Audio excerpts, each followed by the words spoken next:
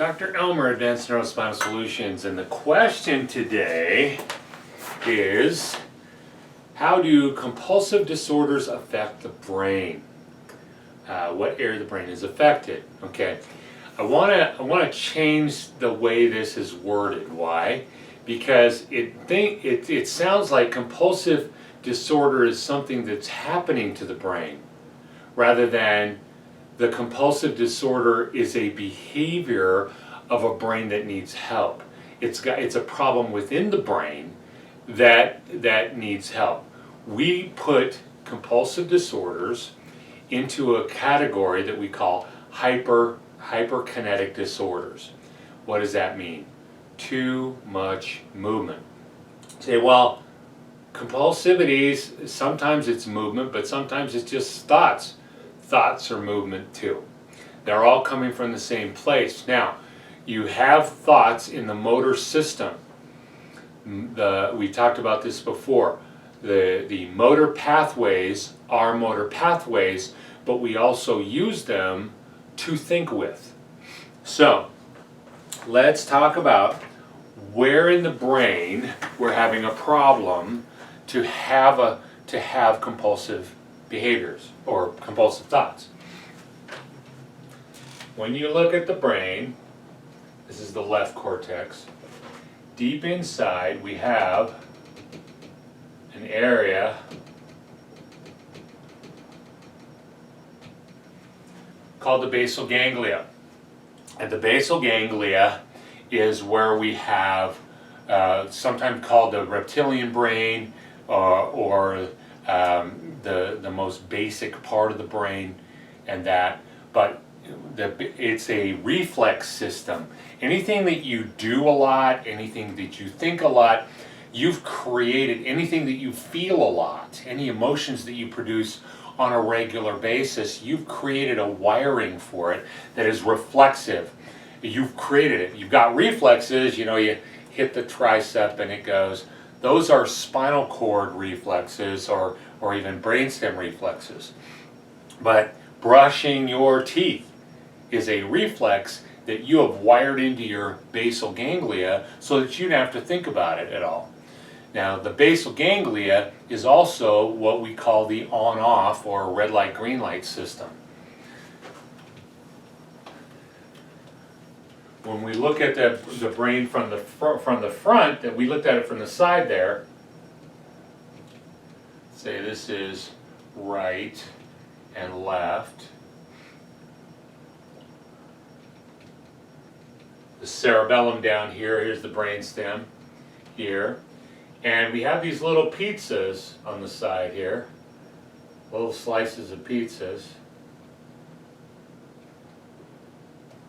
Those little slices of pizzas are where the basal ganglia is. The basal ganglia, this one right here is the on button, and this one right here is the off. That's the globus pallidus pars interna, which is the on button, and the globus pallidus pars externa is the off button. And so, if we want to get something going, whether it's a movement or a thought or just increasing activity to the brain above it, the on button is going to have to turn on, and the off button is going to have to turn on, so that we can get that information in. Okay, in a hypokinetic problem like Parkinson's, right?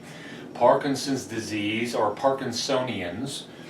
In Parkinsonians, I don't have an on button, or it's very, very weak and it's degrading, and I can't initiate. Once I initiate the movement, then I can go. That's a hypokinetic disorder. ADD is a hypokinetic disorder. I'm kind of not here, right? There's no juice. Gas pedal, brake pedal. In ADD, they've got no gas pedal, all brake pedal. But in ADHD, we've got all gas pedal, no brake pedal. In compulsive behaviors, compulsive thoughts, we have great on button, horrible off button, and that. And so the thing about it is how we deal with it is paramount. If we're going to truly change this system, there's a lot of factors that have to happen. We're going to have to be working on all the factors that relate to development of this on-off button system. Compulsivities are I don't have an off button. That makes sense? Now, some people will go get like dopamine, and they get dopamine and they'll get better. But what does that mean? That means the basal ganglia needed the on button to work and the off button to be turned off. Right? But if they go get the dopamine and they get worse, that means they're a hyperkinetic problem. Because you can have a brain problem, like a left brain problem, which is where the dyslexia is in learning, auditory processing, visual processing, those kinds of things. All of those things, but you can have either an ADD or an ADHD version of it, because the basal ganglia, what development does it need? Because it didn't finish its growth, its development. So, but if I'm gonna address this problem, I'm gonna have to know all of the factors here, because if I do dopaminergic things, I'm going to actually make it worse. Now, dopamine is we tend to think of it as an excitatory neurotransmitter, and there are many who will say that, and I say, no, that's not true. Dopamine is a modulatory hormone. Dopamine comes from the brainstem here at the top in the midbrain, from two major areas, and those areas, when they give the dopamine turns on the on button and turns off the off button. So you can imagine what the problem is with a hyperkinetic problem. You don't have an off button. You've already got a really good on button. So now we're giving it dopamine, which turns on the on button and turns off the off button, which is going to make the system even worse. Now, I really can't think. And so we have to have the right kind of activities, the right kind of exercises, and the right kind of factors that are going to cause this system to change. So, we're going to talk about that. We're going to talk about strategies for dealing with it as we're fixing it, but more importantly, how do we change, how do we build this? There's another system that we'll be talking about, which is way up in front. This is deep, way up in front, that is what we call the hyperdirect pathways. Those hyperdirect pathways are turn it off, but they turn it up just a little bit before they turn it way off.